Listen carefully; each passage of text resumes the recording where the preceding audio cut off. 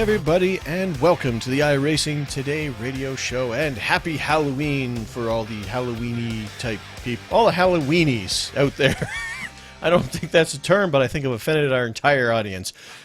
And the person who's offending you this wonderful evening is me, Mr. Trevor Cameron.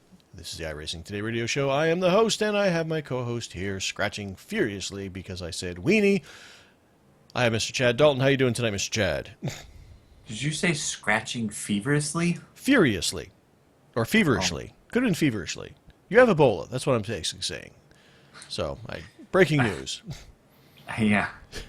Because everybody does. Yeah. That was a very interesting opening there. It wasn't. I didn't plan on saying Halloweeny, but you know what? These things happen. You know.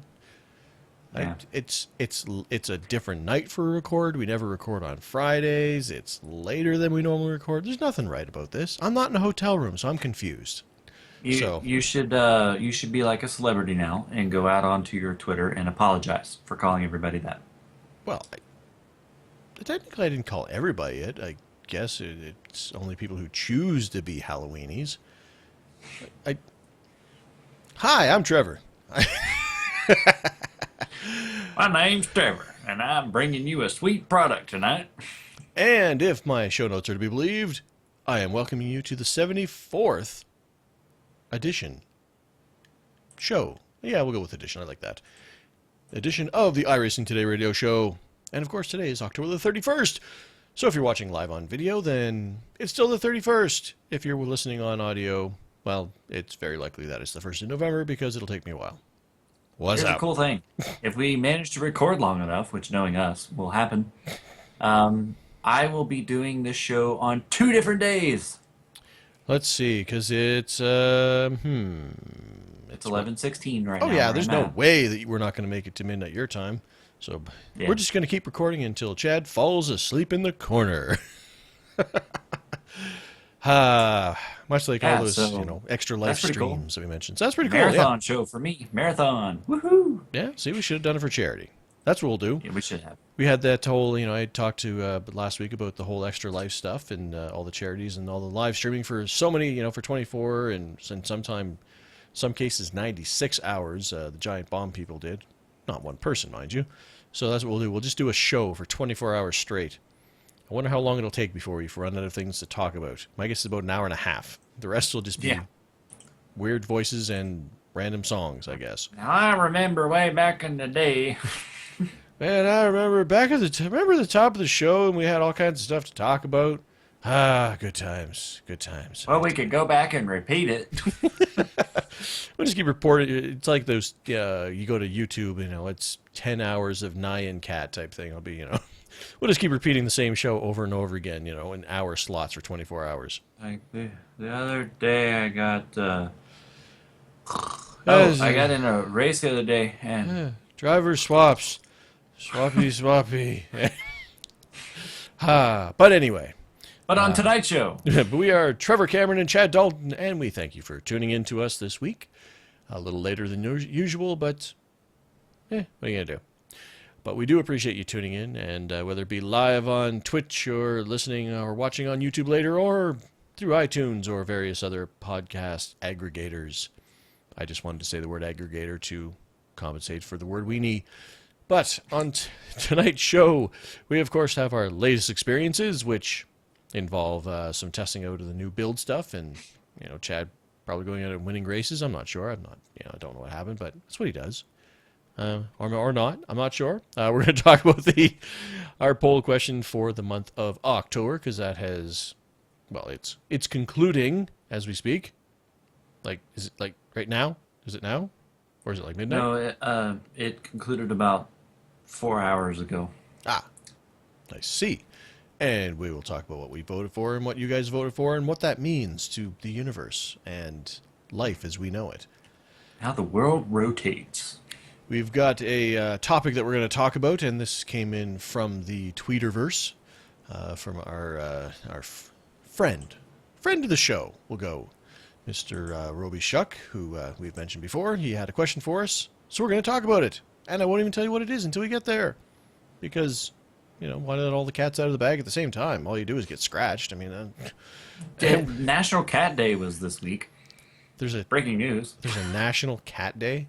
Yes, I guess it's an American only thing because we're stupid and have stuff like that in our life. Well, I mean, you got President's Day. I mean, what's that about? I don't know. Anyways, yeah, National Cat Day was Wednesday, so everybody was like, "Wee, go cats!" Meow. That, what do the Just cat continue. do the cats celebrate, or is it people are You know- celebrating with cats, or? I think it's just a people thing.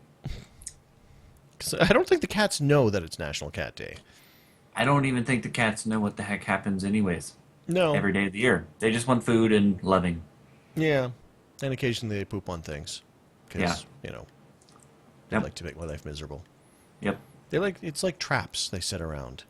Like Yep. they put little things like, aha. Well, if I put it right here at the corner, he might not check before he turns the corner, and sometimes the light's out on this side. So I wonder if we're going to get him this time.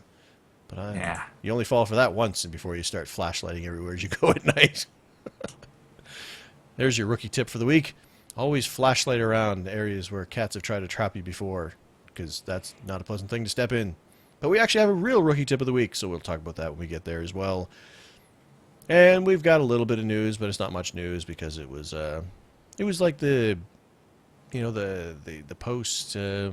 Follow-up build. Yeah, there's a term for that. It's kind of like it's the honeymoon phase here, I guess. I don't know. They did all their build stuff, and everybody got excited, and everything's great, and then it's like, we don't need to talk about anything now. We're good. Just go enjoy. Have fun. Just New just have fun. build part 2. This time it's bug fixes. Yes, there was another release of some new code out to everybody a few days ago. Well, 4 days ago now, I guess. So we will talk about what was in those release notes, and we've got a rookie tip. I don't know. Chad's trying to signal me, and we need a studio. We need a producer. This is not a signal. It's This is just last minute show note changes. well, Additions to the but show I notes. don't know what that means. It means that we've already talked about this, but we're talking about it again just to refresh everybody's minds. Oh, And okay. if there's new members of iRacing that are new members to our show, even though you don't apply for membership here, we want to tell them. I see. So our rookie tip of the week this week is brought to you by we couldn't think of a new one, so here's an old one that we talked about a while ago, but it's worth rehashing. But But don't tell them what it is either, because we'll just wait. yeah, there you go. See, you got to wait till the end of the show to figure out how what's going to go on. I mean, what's the fun in like National Cat Day, right? Got it. Okay. So anyway, this week they did release a post build release, and that's kind of usual, where they'll kind of release the main thing, everything will happen, and there's usually a few bugs that they kind of either didn't squish before the build came out, or they discover post when they set it out on the unwashed masses, and everybody tries to try it out, and they go like, "Oh crap! I never thought anybody would try to do that." And then they fix that up. So just taking a quick look through here. Obviously, it's you can catch it on the forums, and I'll put a link in the show notes as well. There was a few bug fixes stuff. There was some problems with the way apparently the mouse worked in the Oculus Rift stuff. My personal favorite, well, I think in this release, was that in non-team sessions, do not allow spotter's crew to remove the driver, call for a tow, etc. So apparently something in the team code allowed somebody who had jumped into a non-team session as a crew chief or a spotter and start yanking people out of cars. And I found that very amusing because, somebody who doesn't have a password, or somebody like myself who's given the password out to my spotter, and they jump in, "I'm your spotter," and I'm just sitting on pit road, and they go, "Yoink!" And and now I'm lying on pit road, wondering what the heck happened. Why am I outside a car? I don't understand. What's happening? So I found that amusing. Fixed a possible voice chat crash bug. I mean, there's many times with some of the I can things just that see it now. It's like You're just cruising down the highway or the racetrack, going 200 miles an hour. At Talladega, let's just throw Talladega in there. You're cruising, you're talking with your draft buddy, and you go to hit the button, and it's like, hey man, I'm gonna have to switch, and then Well, you know what? Actually, you say that, but back in, and this was probably a couple years ago, I actually went. I was having stability problems with my computer, and I wouldn't hit that button because I would actually crash out of sim when I hit. But it wasn't even the in race one; it was the TeamSpeak, I think it was, that was kicking me out for some reason. So they were like interrelated, but I'd hit it, and all of a sudden it would like boom, and it would just boot me out. So I went through a period of time where I was afraid to talk. And so I said, you know what? I'm going to get me a podcast so nobody can stop me from talking. So, and I don't have to push buttons. Set the record button. well, yeah. I mean, I'm assuming I did that right. I don't know. They added in a So bunch. if you're listening to the audio version, you only hear me and then silence. Well, then I probably didn't release this. If you're watching the video and you're all going, I don't what why there's two heads miming. I don't know what's happening. Then I've messed that up too. Yeah, I mean, you know what? I haven't recorded at the home studio for a while now, so there's a very good chance I've hit all the wrong buttons. So here's hoping that that works This out. podcast will self-destruct and bye. I'm surprised this podcast has not self-destructed many times before and a long time ago. There's some. They released a bunch of setups and stuff like that. Because if you actually look through when it lists all the items that they have to update, there's a lot of cars listed in that list. Here's a good one: the Ford GT. Spinning wheels are now less transparent. Just how transparent should a spinning wheel be? Is it like a Scooby-Doo wheel where, the legs are just going so fast, but they're not actually going anywheres and it almost looks like a wheel? Is it spinning so fast that light is refracted from that wheel? And they said, you know what? That's just too transparent. We need to make it slightly less transparent. Yeah. And also, while we're at it, let's take some collision spheres and put them on the front spoiler. I guess collision spheres are sort of like those little ping pong balls when they do motion capture for fighting games and stuff like that. So if I go into the sim and I look at the Ford GT and I load that up and I look at the rear chase view and the one looking back and there are not little ping pong balls on that front spoiler, I'm going to be highly disappointed. These are my collision spheres. I run these things into things all day long, man. I tell you. It's the new term. Instead of saying, well, he's going to put the bumper to him and move him out of the way, it's like he's going to put his ping pong balls to him. His collision spears. Ford GT, why? Ford GT, GT3, why isn't just the Ford GT3? Why? Why do you need two GTs in there? Because the more complicated something is, the more it makes sense. Oh, whoa, like life, man. I like it. Yeah, that was deep. That was deep. Now, here's a sentence that's full of all kinds of nonsense. Attempted, so we've already failed right now. I know. Attempted. I read that and thought the exact same thing. I was like, It's like, man. it's like you might as well just stop right there because you know what? You've done nothing. I attempted to put a podcast up this week. I didn't, but I attempted to fix the brake poke through with damage issues. I don't. What? What did you attempt to also describe what the bug might have been and fail at that as well? Oh, iRacing, we kid because we love, but still. Yeah. Oh, let's see. They made the I don't Commodore even know what more. that means. Attempted. Okay. I mean, well. they're all like, you know what? I don't know. I think this is what happens when the brake poke through with damage issue happens. Do you stab the brake so hard that you knock the ping pong balls off the front spoiler? Is that the problem? Does the brake poke through the wheels to make them more transparent? And you know what? We attempted to fix that. I don't know. We removed the brake pedal. We figured that would We have fix debris everything. in turn 3. We got a bunch of ping pong balls flying everywhere. There's a bunch of ping pong balls and invisible wheels. We have no idea what just happened in this corner. Yeah. We attempted to fix it, we promise. We've attempted to fix the ping pong balls and transparent wheels, but We're not sure what happened. As a matter of fact, you know what? We attempted to do that. Instead, you hit the brakes. Car catches on fire. It's different. It explodes like what it did at the Sonoma before the build. Wall causes random car explosions. Yeah. And So, anything else in there that caught your eye, maybe? no, I think that we've knocked this out of the park. I mean, we've made this more entertaining than I think anybody else could. I think so. One keynote on a more serious note is the fact that they have now released the road version of Gateway. As you remember, when they released it initially, they found a bug just before release that no idea what it was, but there was something that caused them to not release the road version, even though you could very well drive on it, as Chad proved. But It was very dark. whatever they did, they fixed it, so it is now available out there, so you can do that, and a few other like little minor things and whatnot. But yep, I've now decided that is going to be the epitaph on my gravestone when I die. Attempted to fix the brake poke through with damage issues, and look what happened. Now he's dead. Don't attempt to do that, man. Instead of leaving flowers, please leave ping pong balls. Yes.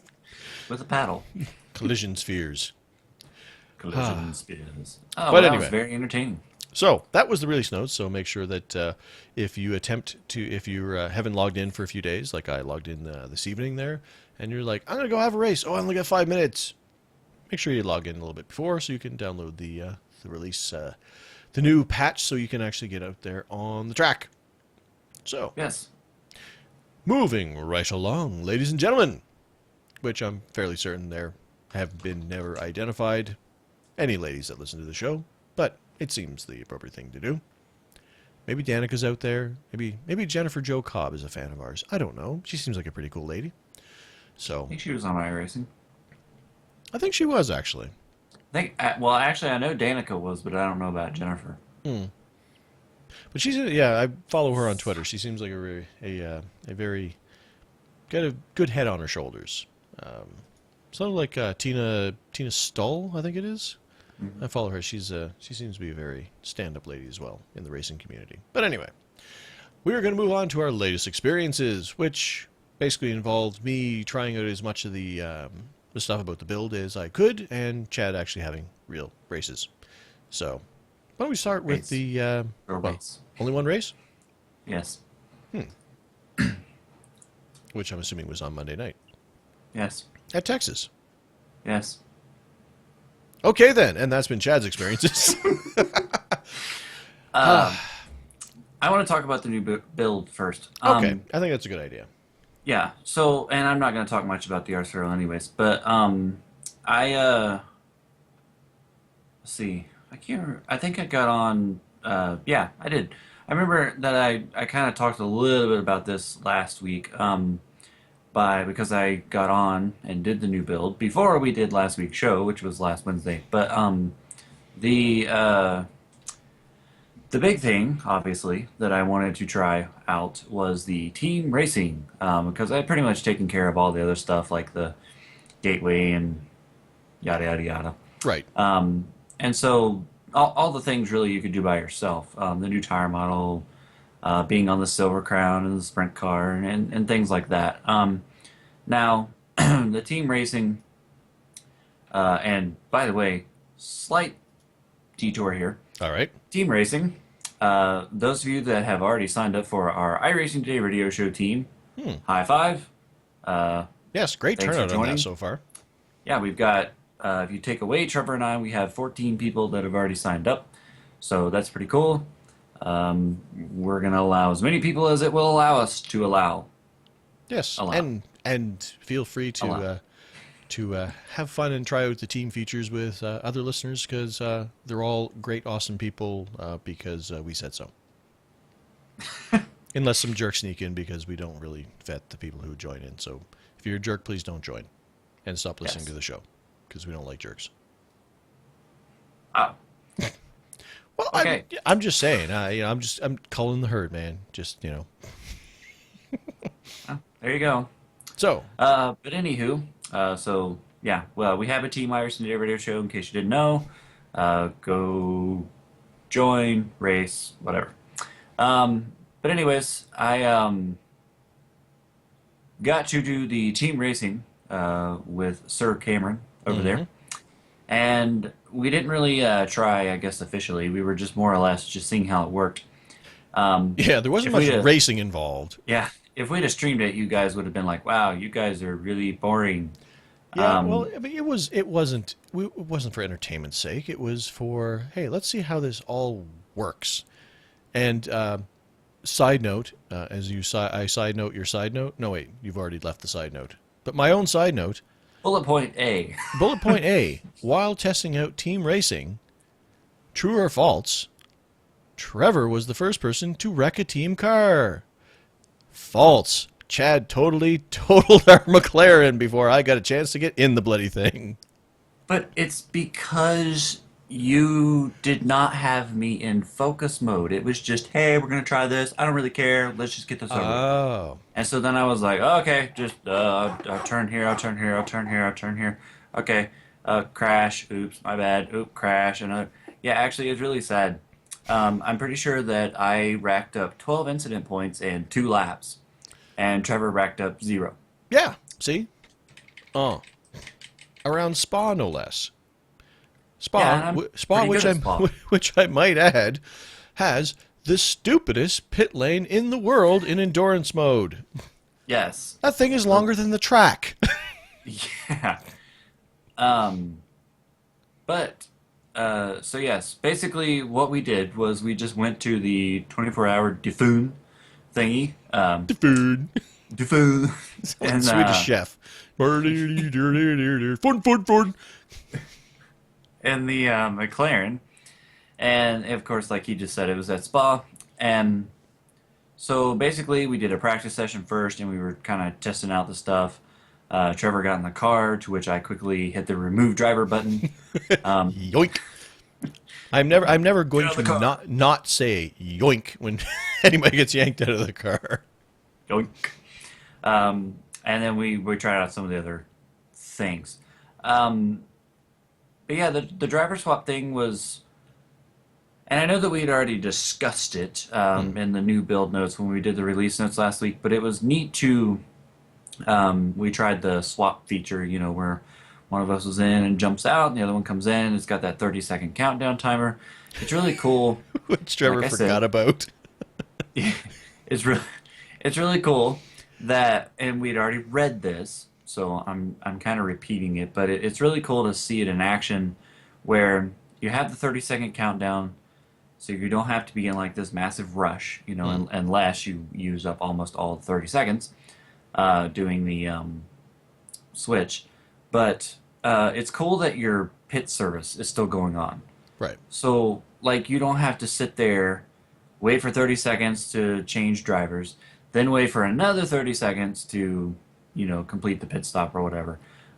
They both work simultaneously. And I know we mentioned that last week, but it was just cool to see it. That was one of the things I wanted to check out as well in the team racing. Right. But yes, Trevor, please explain that you forgot about the timer. Yep, because we swapped over, and I jumped into the car and then promptly put it in first gear and hit the gas, and nothing happened. So I hit the gas harder, and nothing happened. So I'm just sitting there in my stall going, "Brrr," with this counter in front of my face, counting down. Could not be more obvious. And then saying, "Hey, wait, why?" Why am I not going? I look up and it's like 15 seconds. Why would Like, it work? oh, right. The thing we talked about. And the thing that Yeah. Trevor specifically said, hey, what a great idea they implement it this way. Yeah, great idea that I promptly forgot about. Yes. Now, one other thing that we do need to mention, Yes. in case none of you, pick up on this, or if you get into a situation where it creates a major problem. So I have, and actually, it's funny because I've never really made a pit stop in the McLaren. I didn't even know that it had this feature. That shows you how much I know about cars.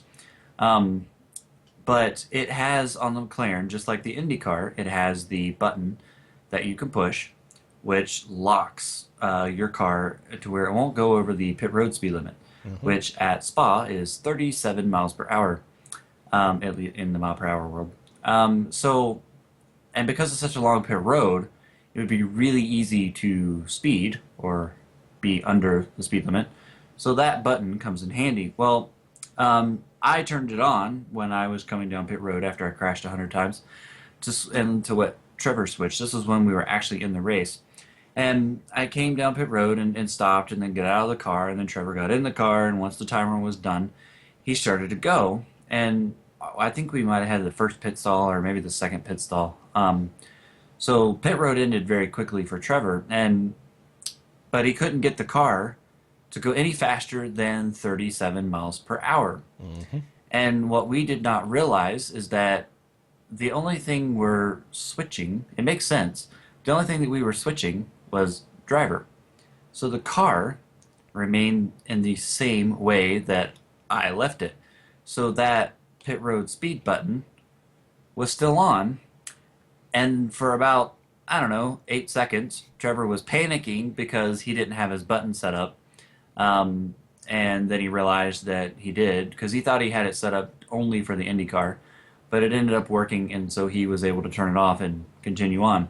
Yeah. But I immediately, as soon as that happened, we both were like, "Oh my gosh, we need to mention this on the show because that could really be a big problem if somebody got in their car and didn't have it mapped, because then they'd be locked at 37 miles an hour and at a track like Spa." Yeah, and you have to get around so you can get out of the car so that the guy who can turn the button off can get back in the car.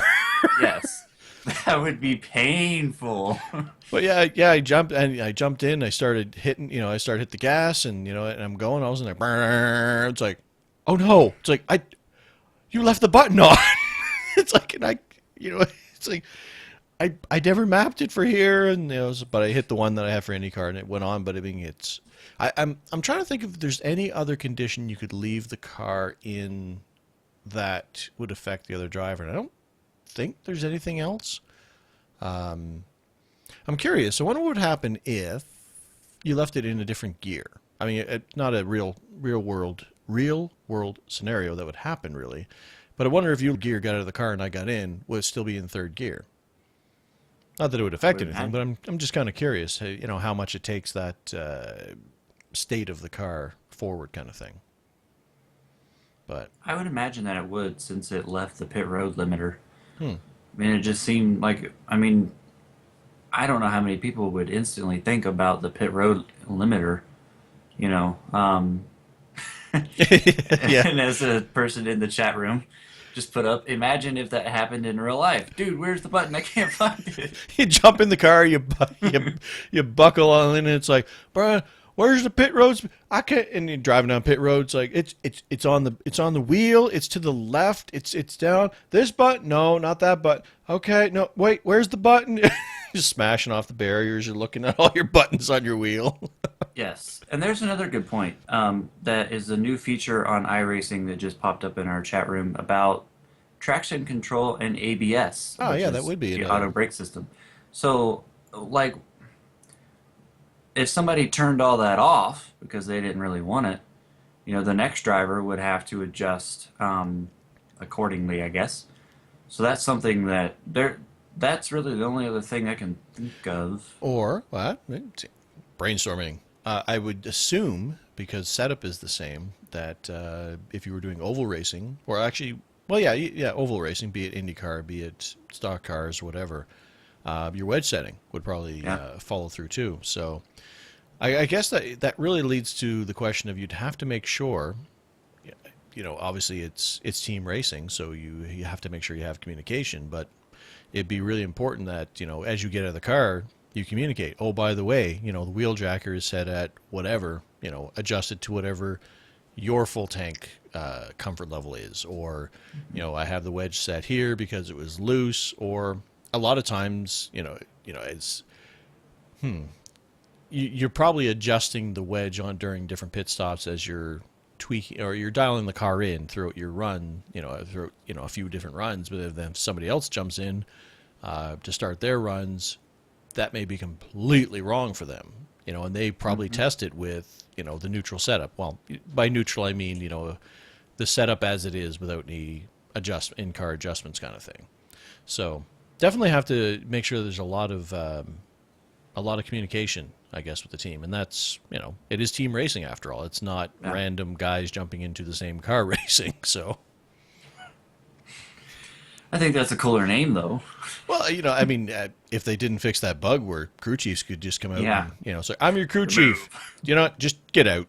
No. You're horrible. I'm driving the car. Well, they couldn't even jump in the car. They could just pull them out. Then they couldn't jump in the car because it's not a team session. So it'd be like, it's like, what are you doing? I'm just pulling you out, man. Like, just park it. Put it in the hauler. Just go stand We're done. there. Just stand in the corner. You know what you did. One other thing I did notice is that new feature where a driver will get out of their car, but then their car is left on pit road. In the RCR race during qualifying, the first 10 minutes of qualifying, everybody's on the track, and then after that, we narrowed down to the top 10.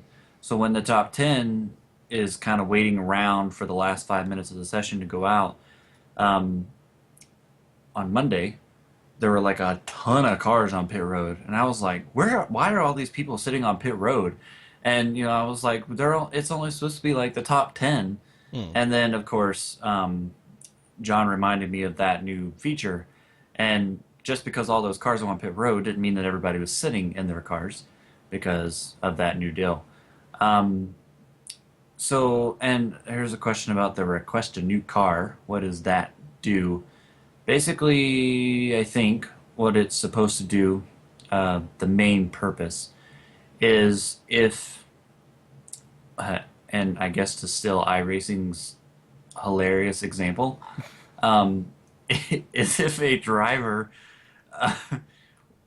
like suddenly crashes into the wall, or what did they say? Something like they get distracted or walk away from their computer. Right. Something like that.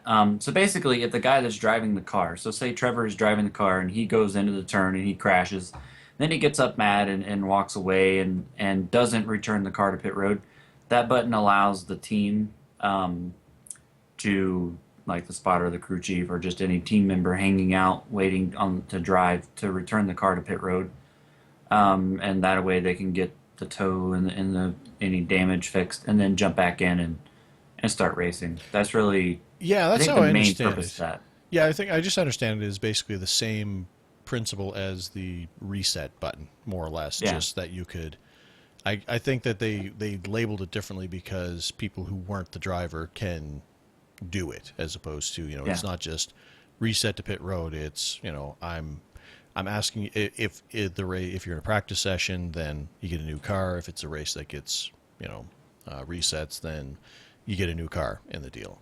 So I think it just kind of it's replacing the functionality of the reset button, except for it's now team-wide kind of thing, is my understanding of it. We never really tested that out much. No, we never actually tested that feature out when we were doing our team. We should have, though, all those times I was crashing. Yeah, man, that one lap, that was horrible, man. You were, although that one time you drifted through that set of S's there, I thought you were going to pull it off. Like, I mean, it almost looked real sweet, like you did it on purpose until you just ended up like off the track. But like it almost looked like you were going to get it through, and then it's like just but it is cool. It'll be more cool to try it in some actual team racing where we're serious and we're not just testing it with more people and things like that. So I'm looking forward to getting into some races and doing that soon.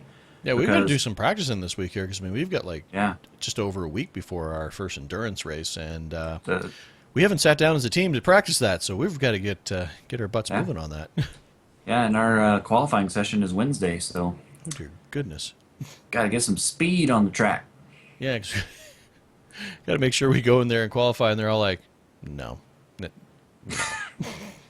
It's like you were way, way, way too slow. So we're gonna have to ask you to leave. Yeah. As a matter of fact, you just go to another track. You can race with us and Go to pretend Road like you're racing Atlanta. with us. Yeah. You go to Road Atlanta with Andy.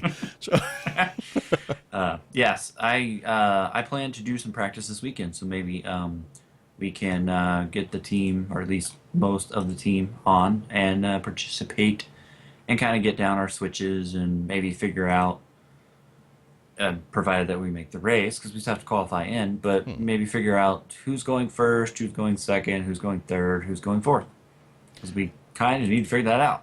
yes, we do.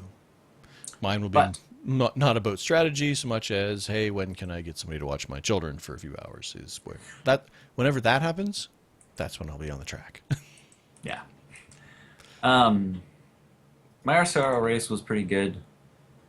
It was going really good until about 35 laps to go, where we were cycling. The whole race was pretty much green flag racing, except for one caution, which was the worst timed caution ever in the history of Chad Dalton.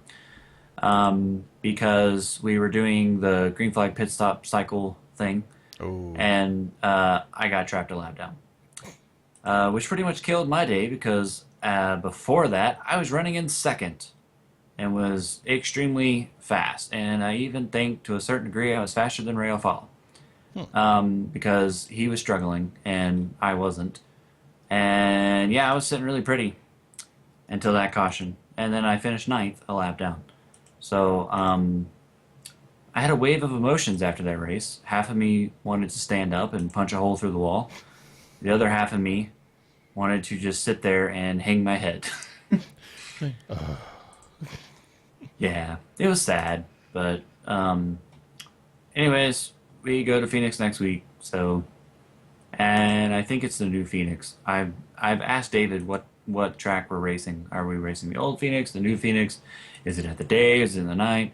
They follow their own NASCAR schedule, so I'm imagining it's going to be in the new Phoenix and in the daytime. But I figured I'd go ahead and ask so that I don't practice in the wrong conditions. right. And then also can you cut the dog leg or not? Yes, So and I asked that question too. I for asked all three questions, and hopefully he'll respond for such soon. a small track, there's so many different options. I know. It's like, so many things are going to happen. But I've never driven a lap at the new Phoenix and the Cup car, so Hmm. that should be fun. You should probably get on that. Yeah, I Practice them. probably should. But anyways, so that's my And experiences. yep. And other than the team stuff, I went out and just kind of did a smorgasbord of, all right, this is new, let's try that. This is new, let's try that. So I jumped in, did some laps around Gateway, and I was actually talking to Chad while I was doing that, and yeah, because he had mentioned about the peeling, paint and stuff, and so I mean I am just in a lone test session, so I just drove up to the walls and I'm just going. There's like, man, you weren't kidding. Like, it's faded out. You can kind of sort of read some of the words, and it's like it's insane, that it was to that level. And I mean, if that's you know.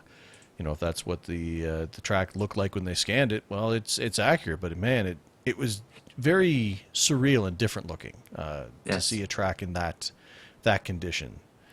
But the one thing I took away from that, like I just threw the late model on it, and I know that'll be sacrilege to a lot of late model guys. But when it comes to a track that's smaller, I mean, I know it's not a short track; it's over a mile, but my go-to car to just kind of take a look at it has always been the late model.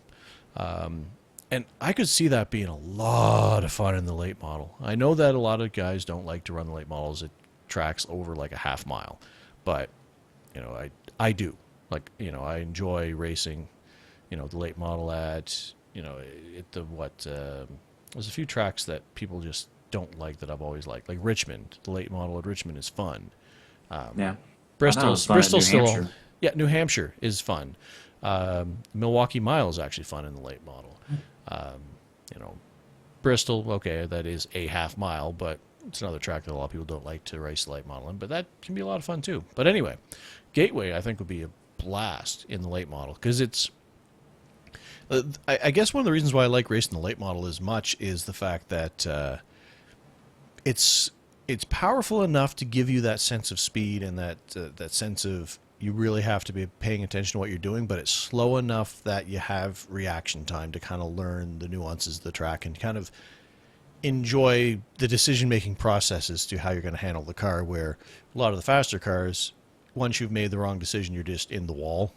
Where this, you have time to kind of think it through and kind of adjust and do and stuff. So I guess that's why I kind of always go back to the late model. But Gateway looks like it would be a lot of fun. Yes. So I raced around that, took a look at all the peeling paint, which was just weird, but cool. Took a trip to the porta potty.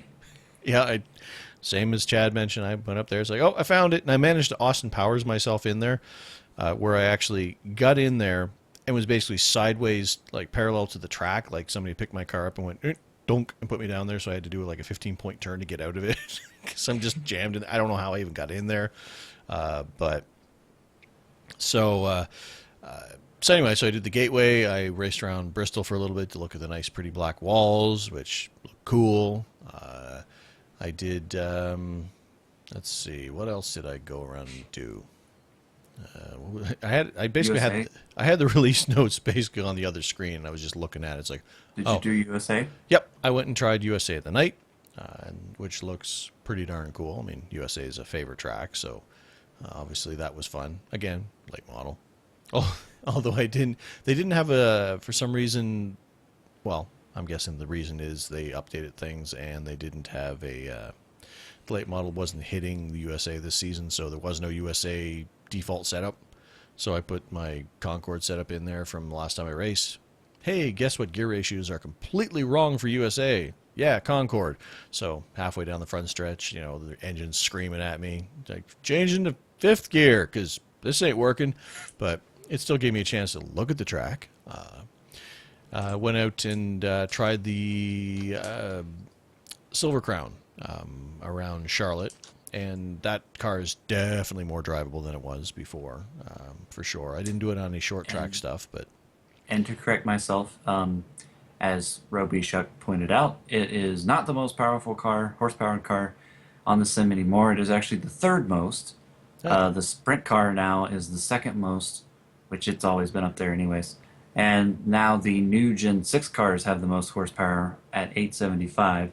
Silver Crown and Sprint car at like 820, which I had no clue. But what I was basing my knowledge off of, which I figured out tonight before we went live, was I was going off of the old COT car, which had less horsepower than Silver Crown. So that's where I messed up on that. I had no clue the Gen 6 cars had that much horsepower. I was like, wow, that's a lot. but they're That also was a side note. obviously bigger, heavier, more bulky. Yeah. So that makes sense as well.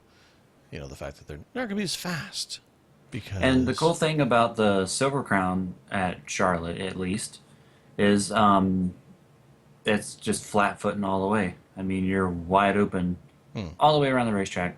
But I noticed, I actually did a lot of practicing tonight and wanted to do the race, but it didn't go official before the show. And you have to play with the weight jacker a lot on that car because, I went into the first turn and at Charlotte, and the first two turns I was like really loose, so I was like trying to tighten the car up with the weight jacker. And then on the opposite side of the track in turns 3 and 4, it was really tight, so I was trying to loosen it up. So it was like every straightaway, I was constantly changing the weight jacker, which, if you get distracted and forget, can mess up your next turn. But it also kind of made it fun because it kept you active as you were driving. So which a lot of the higher tier IndyCar drivers do the same thing. But I guess the IndyCar is probably more forgiving to the fact that you won't be as fast, but it's not as necessary maybe as the Silver Crown is if you had to change it. Although we've talked about the IndyCar where, you get into the wrong traffic situation, you have your weight jacker set wrong, and, well, yeah. things go bad horribly, horribly quickly. So, Yeah. But hopefully I can get a Silver Crown race in this weekend because I do want to drive that car this season because of a lot of reasons. New physics, new build, only a 6-week schedule, so it's technically a new schedule. and there's just a lot of things that kind of make it the perfect time to try it, and that's what I like doing. I did that with the Tour Modified. I raced it in the first season they released it because it was new. So it was like nobody's got all this advantage. Nobody, it's all coming from scratch. And for a guy like me, that kind of I think, well, really for anybody, but just since I'm the one talking, Mm. for a guy like me, that I think that kind of gives me an advantage. You know, being in a new car, being in a new style of racing. Well, it's not even really an advantage. I probably shouldn't say that. It helps make the deficit of the advantage that everybody else has on me less, is what I should say.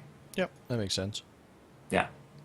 So, The I think that's about it. There was a couple things that I didn't get a chance to try out, just because I only had a certain amount of time to play around with stuff. I didn't get a chance to look at my roof cam yet, so I haven't had.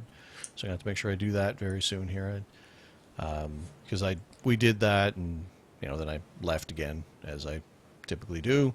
Spent the last 2 weeks basically away from home, so I'm home now, so I'll have a chance to get some more laps in, and I will check out that sexy new roof cam because I've always wanted one, and now we have it. Although I'm sure somebody probably had in their custom scripts already, but I never use those. I'm a vanilla guy, man. I want to if I want to use a camera that they gave me, no, nobody else, man. And then the team stuff. The only other thing that pops into my head is. And I know some people like it, some people don't, but I really like the new results tab that they have in the sim. Not the one from the web page, but in the sim, where it kind of breaks it, puts everything on the one page. It kind of gives you a more complete view of a driver. You can kind of look across and see the qual time and stuff like that. So I thought that was pretty cool. yeah, the thing I like about it is that it shows you where they were in practice. So, like, and it's all in the same line. So, like, instead of looking, like, in the past, it was practice tab, qualifying tab, race tab. So, like, if you said, okay, well, this guy just qualified seventh, where the heck was he in qualifying, or practice, rather? Right. It seems like he was a little bit slower than that. And then you have to go back to the practice tab, and then you have to scroll down through the list and try and find his name. Now you just look at the new results tab, and it says Trevor Cameron, practice, seventh, qualifying, seventh, race, 14th. So it's like all, and I made up those numbers, just so you know. Because I'd never be But seventh in anything unless there's only seven drivers. uh, but I kind of like that part of it, just because it would be easier to see where somebody was in practice, and then did they gain or lose in qualifying, I guess. Yep. Well, and that's the thing. I mean, like, well, heck, we were just before we started recording here, we were just talking about real NASCAR and whatnot, and I just brought up the NASCAR page, and they on their result page there, I could tab between. I was looking at the qualifying results, like, okay, Matt got the pole. Looking, it's like, okay, where did Greg qualify? Oh, way down there. It's like, well, okay, well then I just click the next tab over and practice. Oh, there he is. Slightly different, obviously. It's not all in the same line, but it's Yeah. information that people want to look at. I guess was my point. The fact that you want to look at where were they in practice to where they qualified and stuff like that. Now, what might be my favorite new thing about all these tabs down here is the information tab. Oh yeah, so we forgot to mention that. Because, wow, is that something that should have been on iRacing the day that it launched? Yep. There have been numerous times um, when, like, for example, me and a friend will be on and we'll jump into a hosted room at Daytona. And we will have no, like, we didn't, like, sometimes you check the information before you join the room. Sometimes you're in a hurry to get in there, so you don't. And, like, you might get in there and you have no clue if cautions are on. You have no clue, um, what's something else that might be there. Rolling Like what start the or standing weather, start.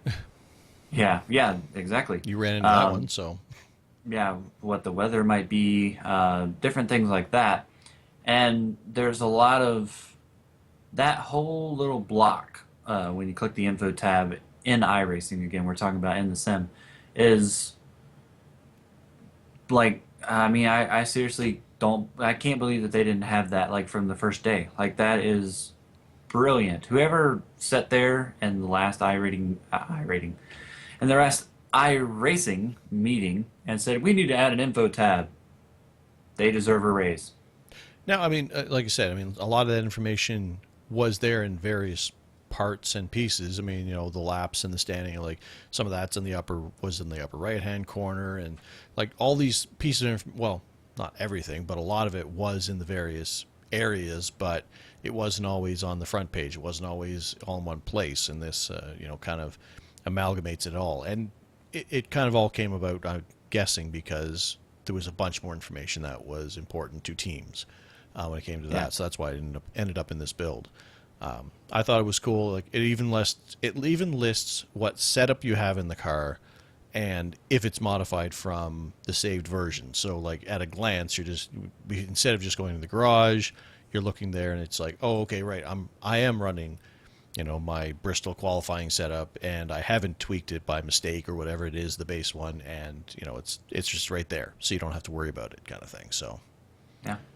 but yeah, that is a very cool feature that I don't remember if it was in the release notes, because I don't remember even seeing it. But it's I think it was. it has. I mean, sure it is, but I mean, it's nothing that popped out. But it's one of those things where they don't draw. It's nothing that caught your eye when you're reading the release notes, but when you see it in sim, it's like, oh, okay. Maybe, is that our dirty windshields? It's not a graphical thing. That's typically what those are, but Well, my dirty windshields was that cockpit Oh, mirror yes, optimization right. thing. right, that you talked at length about it. But it's so cool. But yeah, I could substitute the other thing there. And to confirm about the I radios. just wonder if we're gonna have are we gonna have an award like the quarterly iRacing Today radio show Dirty Windshield Award goes to.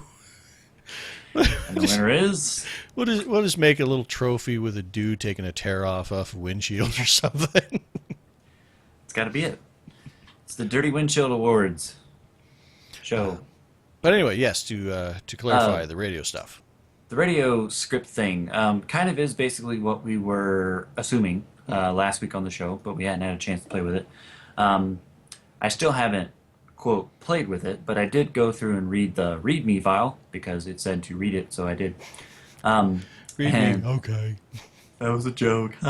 So basically, what it allows you to do, and I'm going to be very short about this and try not to go on for hours about it and explain it perfectly.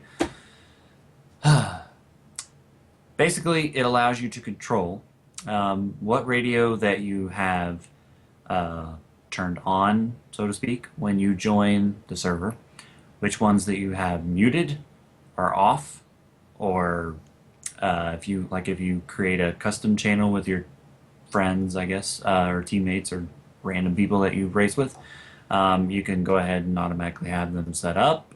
You can, let's see, you can remove channels, you can scan certain channels, you can not scan certain channels, you can obviously transmit on a certain channel. Excuse me.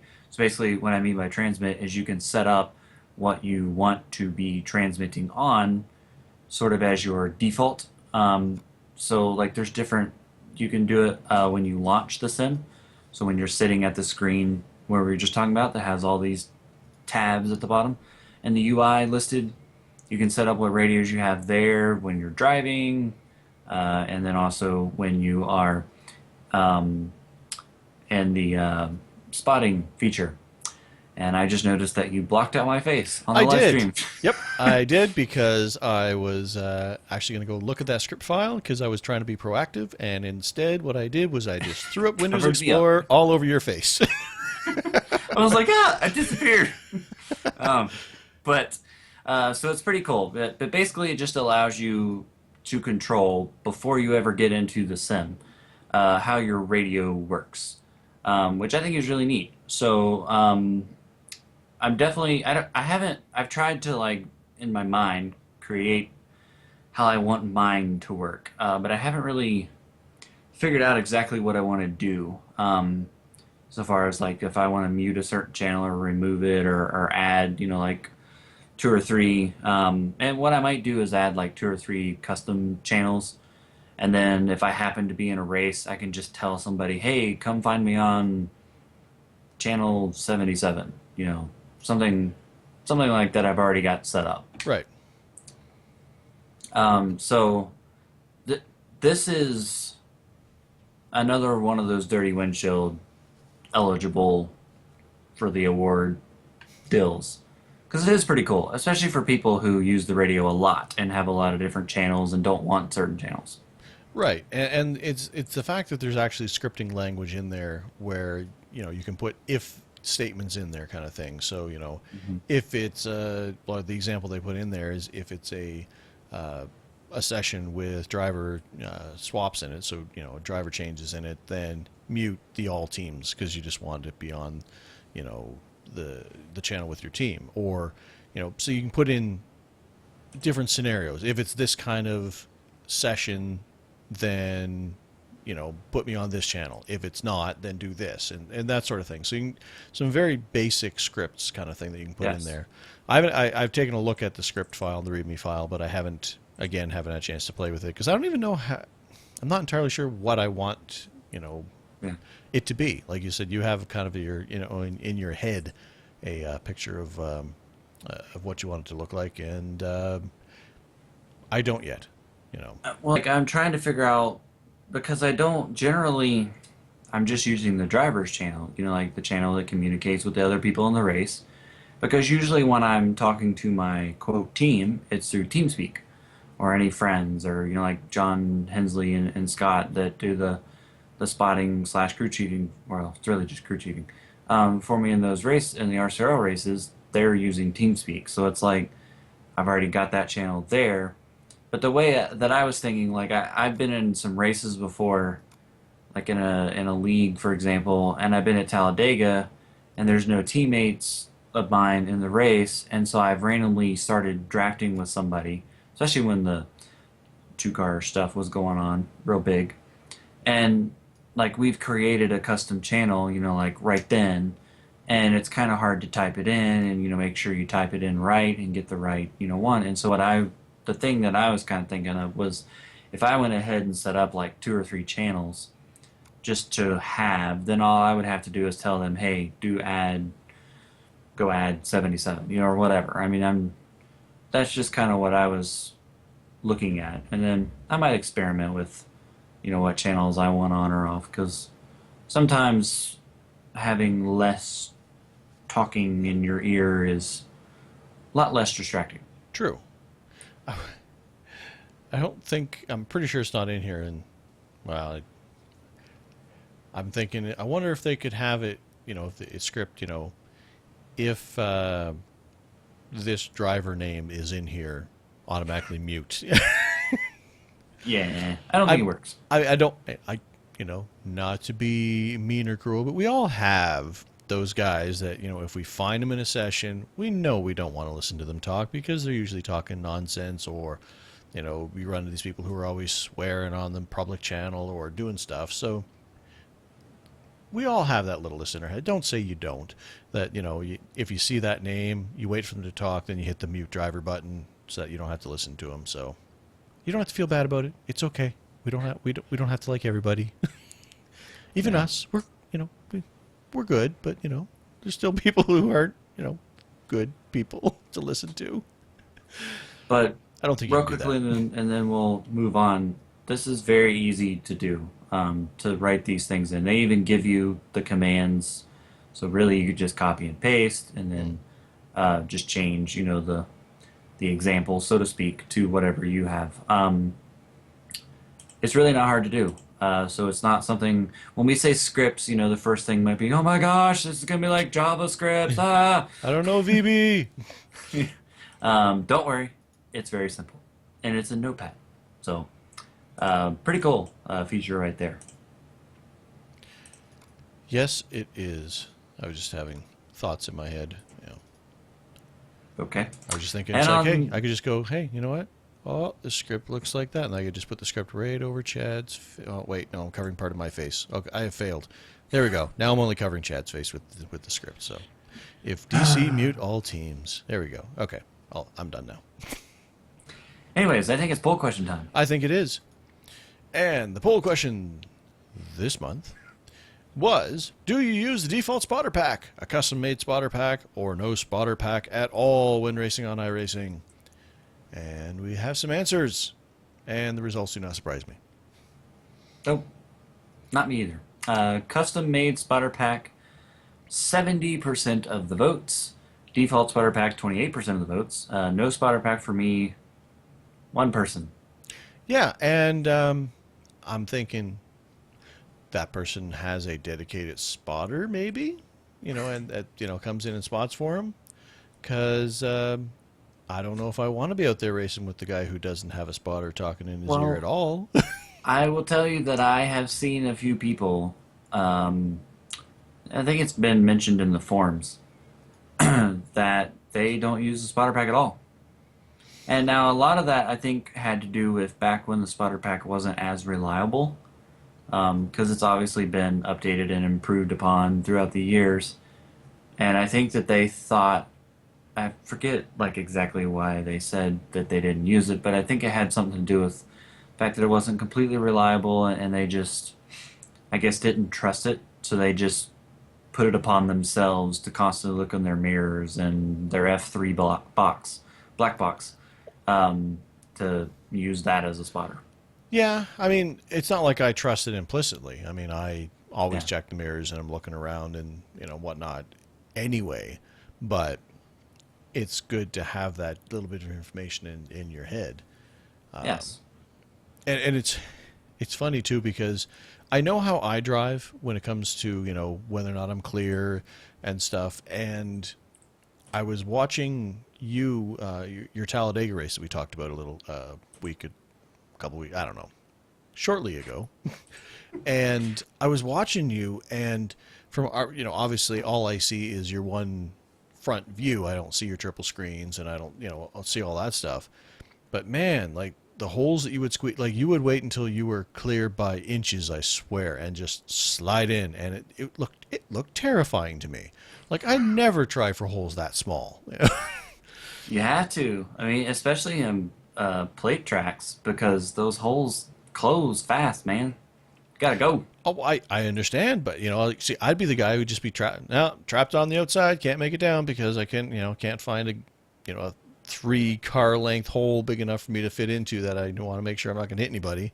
I mean, what happened that one time when I try to do it by counting the cars. I mean, that one, I counted the cars and I thought I One, counted the two, right number. I think I'm clear. Ka-chunk. Crash. Well, okay. So I mentioned this feature a long time ago, and I'm going to just kind of re-mention it, I guess. They added a feature, and I'm going to quickly look up what it's called, but they added a feature in the app file not too long ago with the spotter stuff for the NSYN spotter, that has, I guess, allowed me to be more jumpy, in certain lanes. Oh yes, I know what you're Um, talking about. Yeah, but they call it, and it's under the SPCC, which is your spotter pack section in the app file. They call it car low high padding, which basically is how much clearance front and back in meters to give a car before reporting that it is clear. And I put 0.20, which I think we talked about. This is like I forget how many inches that is now.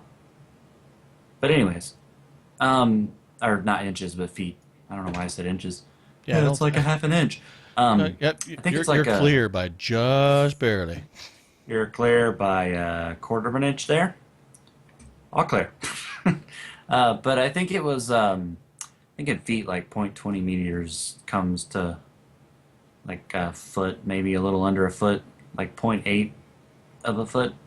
Anyways, I figured it up, and but I think the default for that in your app file is 0.25, if I'm not mistaken. Um, and that is a new feature that, and like I just said, it basically it triggers the Jimmy Johnson spotter pack or the default spotter pack or the Dell Jr. spotter pack, or if you made your own. Um, it it just triggers when you're clear to tell you. And that's I mean I've gotten so used to that thing being on point 20 that I know when I'm clear now. I mean, I still check my mirrors, but Right. I know when I'm clear.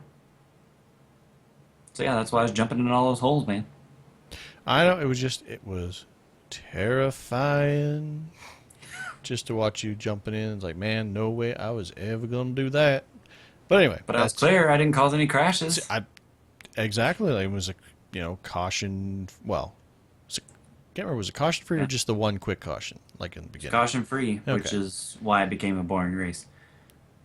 Yeah. Well, I knew it did that, but anyway, so that was our poll question of the month. So again, well, like I said, I myself I've mentioned in the past use the Jimmy Johnson cuss pack because real racers swear, and that's the way I like it. I So use the Jimmy Johnson spotter pack non-cuss pack because I don't like cussing. yeah. See, and now that I stream most of my races, I should probably not have the cuss pack because I purposely don't swear when I'm doing streaming or podcasting or anything like that because I like to keep my content clean. I am an ex-sailor, so I can swear with the best of them and do on occasion, but I choose not to in front of a microphone. But I can't be held responsible for what Mr. Knaus says, well, during my streams. So beware of that. If you want the clean streams Watch me. with a driver that knows what he's doing, go to Chad. If you want to watch mayhem and failures with swearing, then watch me. Got to be effing kidding me. Yes, and I think most people either use the Jimmy Johnson's powder pack or that Dell Jr.'s powder pack. But it is actually, believe it or not, pretty darn simple to create your own spotter pack. Yes, And I think there's even a forum post that tells you how to do it. as we've talked about, that's one of those things that I think would be amusing to just create my own spotter pack. Here I am being the So spotter. I think we've already discussed this, but we should do it an iRacing Today radio show spotter pack. Me and you record the voices and use that. I think that would be amusing. I think it would for maybe a dozen people. Well, but hey, those dozen people. But I can just see it now. You say something like we trigger it to where you're the guy that says, and you're clear. And then I come on like right after you say that and say, so anyways, Uh, I'll just make mine the. We'll make two iRacing Today radio show spotter packs. Yours will be the normal one, and mine will be the cuss pack. but yes, now the next main topic of our show was sent to us by a listener, and it was something that actually makes perfect sense for us to talk about, and it's also going to bring in some interaction. Interactive part of the show. There's probably a better name for that. I was gonna, in a world where the audience. Participates. Um, uh, That's T Coop 16 there. Hey, I like the number. Mentioning the thing.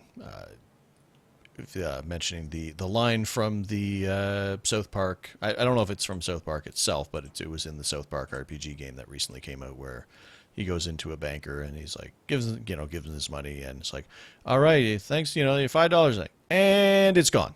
So he thought that it'd be sound for clear.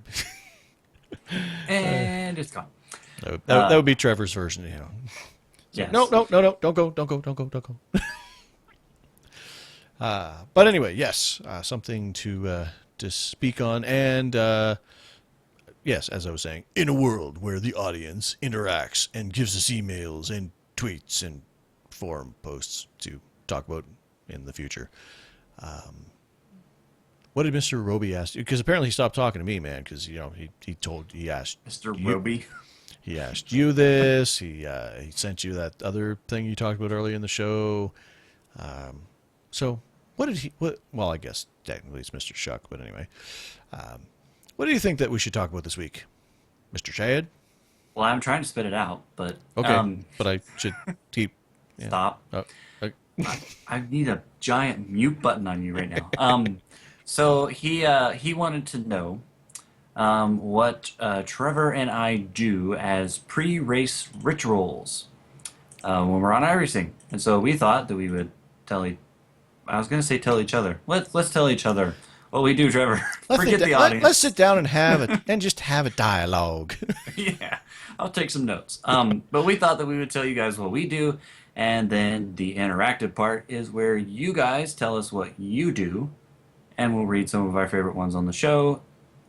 Probably next week if enough of you send it in by next week. Hmm. So there's that.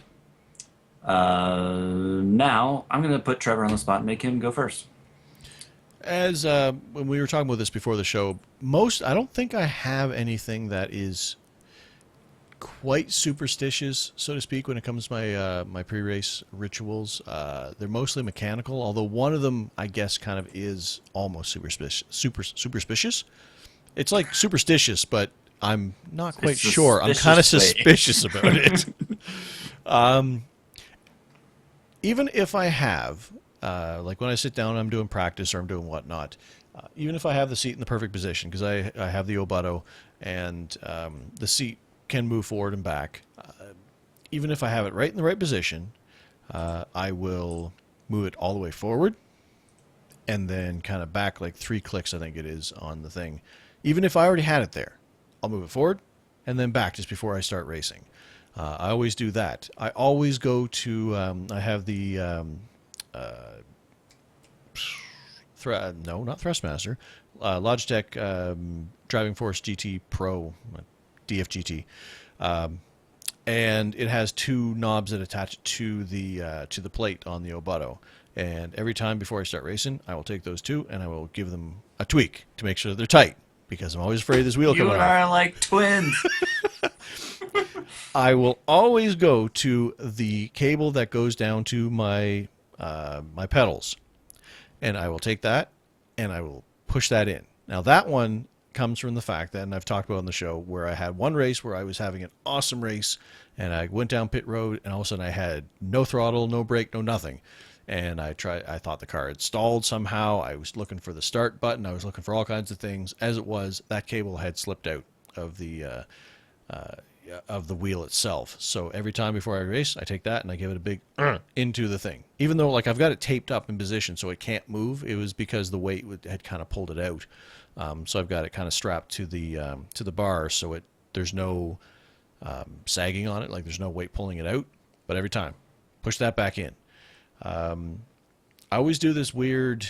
Anybody who watches my streams, one of the very first things that you're going to see is you're going to see my head get real close to the webcam, because I do this sort of adjust thing where I just kind of push forward and then get back into position. So every time before, like my head just goes whoop up towards the webcam and then back. It's like every time. I don't know what I'm doing. It's just an adjustment that I always make. Extreme close up. Trying to think. I think that's about it for rituals, but those things happen every time before I start a race or even a practice session. Every time I get behind the wheel for the first time in whatever session I'm in, I go through all of those steps every time. Yeah. I'm a little bit similar in the fact that I don't have any superstitious stuff that I do. It's mostly mechanical, like Trevor said. And mine gets a little bit more complicated, and I'm not going to go into all of it because I have a whole lot more stuff that I have to have turned on. And it's not that I have to have it turned on, but it's something that I use. Right. Like I have triple screens, so I have to have those turned on. I have a button box which doesn't turn on, but I have a Z1 dashboard where I have to run the software program. So there's like certain software programs I have to turn on, certain things I have to turn on. I also have a couple fans in here that I turn on, and I do all that first before I ever get in the car. I used to be the same way where I would move my seat forward and backward to get it to the right spot, but now I've just found the right spot and left it there, and I never change it. So I like literally climb in, and I don't move my seat anymore. I tried my best to get rid of that mechanical thing that I always did. Right. See, and see, there's something that I can't do because this is my computer desk. I use it for everything. So when I'm playing games on the computer, other than racing, the seat's all the way back because I Yeah. need room for the keyboard, I need room for my gamepad, whatever. So my seat's always moving. Like right now, I'm fully back. I'm not in racing position now because I'm back here doing the podcast. So I don't. I have to make that adjustment. Well, and see, I used to do that, but now I have my keyboard, and you're not gonna be able to see it, obviously. I mean, I could move the webcam, but I'm not going to. But it's down. Let's see, it is down that Ah, way. that's very frightening because on the Skype window, you are now pointing at my head. Um, but it's down to the left of where I'm sitting. So it's up on top of the Abutta tabletop accessory, and I have an Abutta cockpit as well. So it's just right there. I mean, it's very close. And then my mouse is over here, and it's actually on the swinging thing that comes with the Abutta, but it never swings. I just leave it up to the right, and I've got the mouse to the right. Okay, yeah, because I Um, have my keyboard and mouse on the swinging thing, is what I yeah. do. I only have my mouse. And that's just kind of the setup. And actually, this is a total another random side note. Here in the next few weeks, somebody asked me to video kind of my setup and explain everything that I have and then put it on YouTube. So I'm probably going to do that here soon. Probably during like Thanksgiving in America break when I'm not at work all the time and have time off. So, and I may even do it next week because I'm actually going to have a couple of days off. But That's pretty cool. that was Actually, yeah, because random. we talked about it a lot, so I don't think you've actually ever given a tour, so to speak. Yeah. So that's what I'm going to do. Basically, give a tour. Now, back to my mechanical stuff. So all that stuff I turn on, and I don't really turn it on in a certain order. Although in a sense, I guess I do. I always turn the monitors on first, and then I turn the computer on, so that I make sure that, you know, the monitors are on, so that once the computer boots up, I can watch it, make sure there's no malfunctions or nothing's like, alert, this is gonna die in 5 seconds. Warning. Yeah. And then most of the rest of the stuff kind of turns itself on because it's plugged into the computer. So after the computer turns on. And then, so far as the racing stuff goes, when I sit down to do a race, one of the first things that I do, now that I have them, is I buckle the seatbelts that I have, or the harness, I guess, to be more professional. And I put the left buckle on first, and then I put the right buckle on, and then I attach them, and then I tighten it to where it's like super, super tight, even though that does not matter, but it's for the whole experience factor. Oh, and something I forgot to do before I sit down on the seat, I put on my shoes, which, if you've never seen them, this is what I race with. Hee hee hee.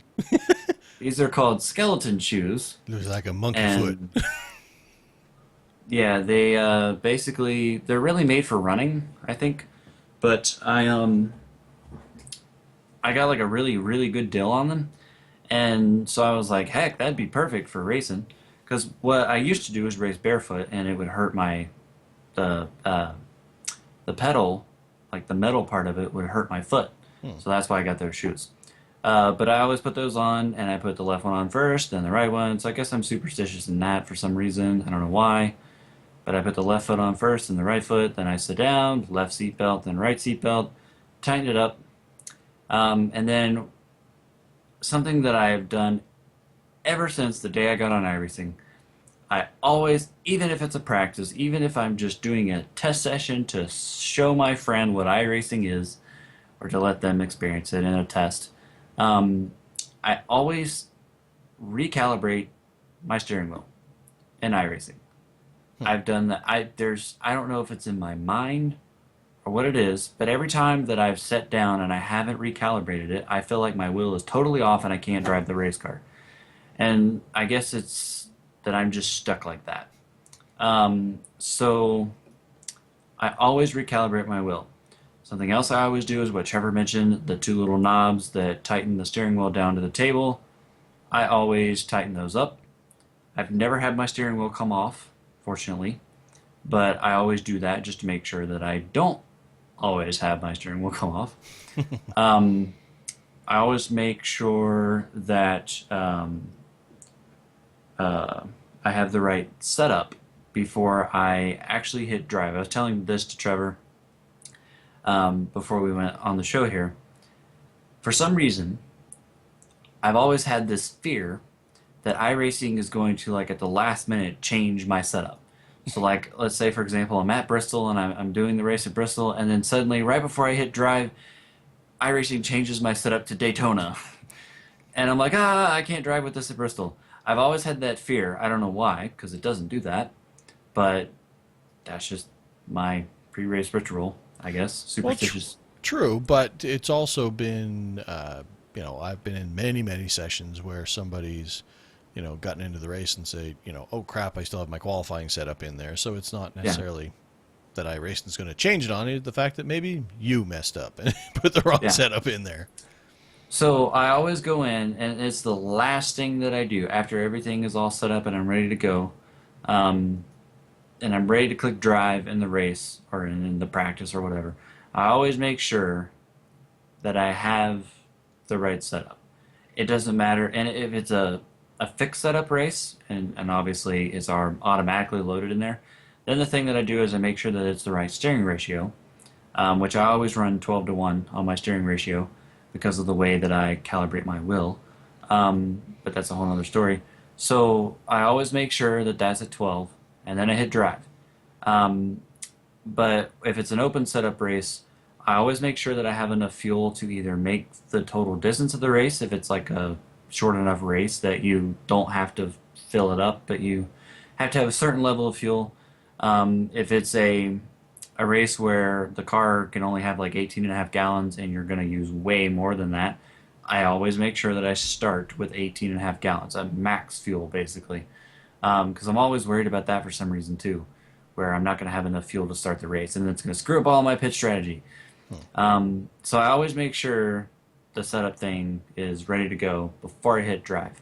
The other thing that I do, although I don't get super close to the camera like Trevor, is I resituate myself in the seat. The last couple of RCRO races, if you watch just the first, I don't know, 3 minutes of the last couple of those races, you'll see me like kind of moving all around and like readjusting. And by that point, I've already got the seatbelt on, so it's harder for me to adjust because I'm kind of like here. But I really, my shirt has to be in a very comfortable position. My shorts, I always wear shorts when I race. That's another pre-race ritual. I always wear shorts. And I always, everything clothing wise has to fit comfortably. I can't be uncomfortable or it's going to bug me and like distract me in the race. So that's another part of what I do. Before I start, I make sure that my body's comfortable, that my shirt and shorts and everything is comfortable, and then my headset, which is what I'm wearing in the video, and usually this little thing is down here, but I always make sure that that's sitting perfectly on my head. It can't be messing up with my hair. If my hair is like slanted underneath it, it bugs me and I'm uncomfortable. There's a lot of this But you cut comfortable, off. I uncomfortable. say you cut off the video so that you can't even see your hair. So it's obviously not not an aesthetic Yeah. thing. It just your hair's out of place and it bugs you. Yes, and like if it's pointed up and it's underneath, and you probably didn't hear that because I moved away from the mic. But if it's pointed up underneath where the bar goes across the top of my head, then it bugs me because I can feel it and it's not comfortable. So yeah, there's a lot of little pet peeve stuff that I have with being comfortable, and once I get there, then I'm fine. But if one of those things is like offline, it derails the whole system. So when we do driver swaps, we're gonna have to make sure that you're in the car before that Yes. 30-second timer starts counting down because we Yep. need way more time than that for you to get ready in the car. Yeah, we're gonna need at least 2 minutes. So yeah, that's kind of my pre-race stuff, and it's kind of mechanical and comfortable levels as well. Comfort levels might be a better way to say that. Yeah, that's where I stand on that. I used to before official races, I used to like try to calm myself down, but all it really ever did was work me up, and I kind of like pace back and forth in the room behind where my computer stuff is, waiting on the countdown timer to hit 0. And I would just kind of like pace and calm myself down and focus. But in reality, I just made myself more nervous. And then after I'd run the first lap of the race, provided I made it through with no crashes or anything, then I'd be fine. Hmm. But I don't do that anymore. Now I just sit down and go and do all that other stuff. So, I hope that answers the question there, Roby, because yeah, because that's the answer. So, ladies, so That's if what you're getting. so that's what you get, man. You ask questions, you know what you get? You get answers. Yeah, because that's how we roll. So, if you guys out there have any special rituals or any things that you do specifically during pre-race stuff, then let us know, and we'll read those out on the show if we find anything interesting, and not too much swearing in it. I mean, because we. Why would you put a bunch of swearing in your pre-race ritual? Maybe you got to get it out of your system. Maybe you Maybe sit. somebody's like Mark Martin and they listen to rap music before they race. That still freaks me out because it's like I know. Mark's. It's not what you picture, or maybe you have a time when you sit there and you just curse a whole bunch so that when you get in the race you won't do it. I don't know. I mean, just get all your anger out. The other side note to that is I wear socks when I race is what I do. So I don't have any special shoes and I don't do it barefoot. I just go with plain straight up socks. I tried a couple different things and I just never got a feel for it. I tried water shoes because they have the nice thin sole on the bottom kind of thing and they're nice and tight around the foot, but did not feel right. I tried barefoot, nope. Tried slippers, nope. It just socks just works. See, socks always scared me, and I've never tried it, but socks always scared me because unless you've got the socks that have like the grippy bottom, socks scared me in the sense that my foot would just fly right off the pedal, because it's like slick and stuff. It's still attached to your foot, right? Like your well, or I don't mean the sock, I mean the foot on the pedal. That's what I meant. I meant your leg, but somehow I find it way more amusing that your sock's just going to go flying off across the room. You're just in the middle of, here I go, okay, into the corner, boom! Oh, there goes my sock. Well. Dang, I hate when that happens. And now we need a caution so I can get it back. Yeah, caution, caution, caution. I need a caution. I got lots of fuel. The boots on the car are fine, but I need my sock back.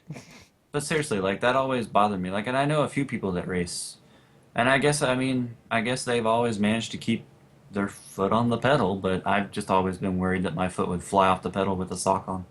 Well, true, but then again, your pedals are metal as well. Yeah. Where mine are the default DFGTs, so it's just a plastic, and I find that level of tension fine on that. Maybe if I had a metal pedal, which hopefully I never have to say that again, then maybe it would be more slippery from that surface, and I'd have to move to something else, or get some grippy socks, as you mentioned. But I just wear whatever socks I happen to be wearing that day. That's what goes on with the pedals, man. Yeah. I also wear gloves, these kind, which is basically what you would use to, if you're not watching the video, to go bicycling with. But the reason why I got those is because, as I've mentioned before, it gets very hot in this very tiny room with all this electronical equipment. And, I mean, there seriously is a lot going on here. So my hands get sweaty because of all that. And so to basically avoid my hand flying off of the steering wheel, I guess, You have a which lot has of never flying problems. I know, but which has never happened. But just to avoid it, I bought those gloves. And the thing I liked about it is it doesn't cover your fingers, so it's still easy to push buttons, especially small buttons. Right. Whereas having like huge racing gloves, like some people I have seen have, which is cool, but I just don't see how you can like push small buttons. It just seems like you would push like a bunch of buttons, with a big old glove on. But maybe I don't know anything. But so yeah, I do all that stuff.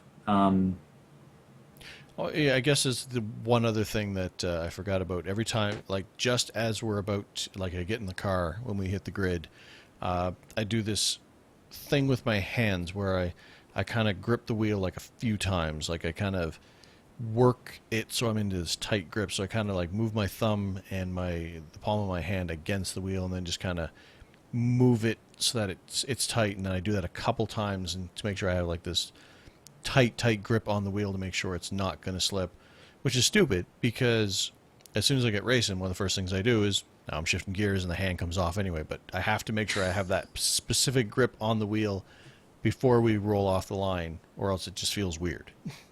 Yeah. And then during the race, I just move my hands all over the place because I'm hitting buttons to talk Like, on so anyways, guys, TeamSpeak. I was driving the other day, and But it has to be right when I start, because yeah. then I'm afraid that I'm going to pull off the line and the wheel's just going to go wee off to the side and I'm just going to smash into everybody. And that's kind of the way I am with my shirt, except for the smashing part, is it has to be right, or it messes up the system. But that's a pre-race ritual, man. True. It's got to be right, or it doesn't work. It's got to be right or it's wrong. Yeah. But I think we've covered that topic quite well now. So We could talk about that for days. nah, I'm done, man. I know. I'm good, man. And we've made it to the next day, so I mean we're all on Saturday up in your business, man. Marathon iRacing Today radio show brought to you by Marathon. Well, it's not really a marathon. It's pretty standard length actually, but just happens to cover 2 days. But anyway, moving on from that, I'll just do a quick little rookie tip repeat of the week. Although it's really not the week because it's not like we're repeating it during the week. It's like 6 months ago or whatever it was since we last spoke about it. But just a little reminder about a feature that iRacing has, and I'll let you take it away because this was your idea, Mr. Chad. So please enlighten us on what iRacing has available for them. In case you're new to iRacing, or if you've been on there forever and just had no idea, iRacing does have an iRacing driving school, which is basically just a series of videos. I don't remember exactly how many there are, but I have them up right now. There are 9 chapters, and some of the chapters are broken into multiple videos. Like yes. But there are 9 different chapters that cover 9 basic topics. Yes, and they're not super long videos. No, they're not. And they're pretty informative. So basically, just wanted to remind everybody that they are there. You can go and get them. I think they have all of them on their iRacing YouTube channel, so you don't even have to be a member of iRacing to see them. So if you're thinking about joining, or let's say it this way, if you know you're going to join, but you've got to wait a week or something, go ahead and watch them before you get on there. But they also have them on the members website. Excuse me. And I think it's under the link like resources or something like that. Reference is where it is. Reference. I was close. I was in the R's. Mm-hmm. But you can watch those videos, and when you're a member of iRacing, you can actually go in on some of the videos. They will allow you to, after you watch it, they'll kind of throw you into an example of whatever they talked about in the video. So like apexing, for example. And they'll let you go out on the racetrack, jump in the skip arbor at whatever track. It's always going to be a free track, obviously, because it's for rookies. And you can go test out what you just watched and hopefully learned. So they're very good videos. Highly recommend watching them. Mm-hmm. I had been on iRacing for like 2.5 years when they came out with these, and I went and watched them. So just because you've been on the sim forever and been like, I don't need to do that, you might get something out of them. So they're pretty cool. Yep, definitely. I know I definitely enjoyed watching them. I mean, they cover topics, discovering the dynamics of the vehicle and how how the weight transfers around it. They talk about taking the proper line, how to go through corners, braking techniques, stuff like that. And they actually have several of them that just focus on racecraft itself. So definitely worthwhile going through and taking a look at. And even if you don't go through those, there are I shouldn't have started this sentence. I think it's Laguna Seca is one of the ones that they have. Some of the free tracks that Chad mentioned that they'll jump you into. They have what they call a school version, I think it is, where they'll actually have cones at the actual apex of the corners, and those are meant to basically so you can practice your cornering technique and an idea of where you're supposed to, when you go through the corner, you're supposed to hit the apex and then drift into the corner and hit the apex, and then from that point in time you're kind of leaving the corner type thing. So they'll actually have cones on the apexes on that particular formation of the track, and I'm pretty sure it's Laguna Seca, to kind of let you practice apexing and stuff like that. So even if you don't watch the videos, then load up the school or practice version of the track, whatever they call it, so you can actually physically see the apexes. So it's like, oh, okay, well that's where I'm supposed to be, as close, the closest I'm going to be to the curbing in a corner during that corner. So it kind of gives you an idea of the line, so to speak. Yeah. So anyway, I think that we have spoken to these fine people for long enough this week for one of our patented, hey, this is going to be a short show, but then again, we had transparent wheels. That took some time. Unexpected amusement abounds. And we had some great interaction in the Twitch chat room this week, and that kind of sent us down another couple directions as well. So thanks to the guys for coming out and kind of tweaking our brains on a couple things to discuss during the show as well. And that added to the content for this week. But I will say that that will about do it for this week. Big thanks to all of you out there for listening, of course. Remember, the show is available for download on iTunes and Zune under the podcast sections, where we would greatly appreciate you giving us a review if you haven't done so already, to help us get the word out, get us up in the rankings so people notice that we're out there.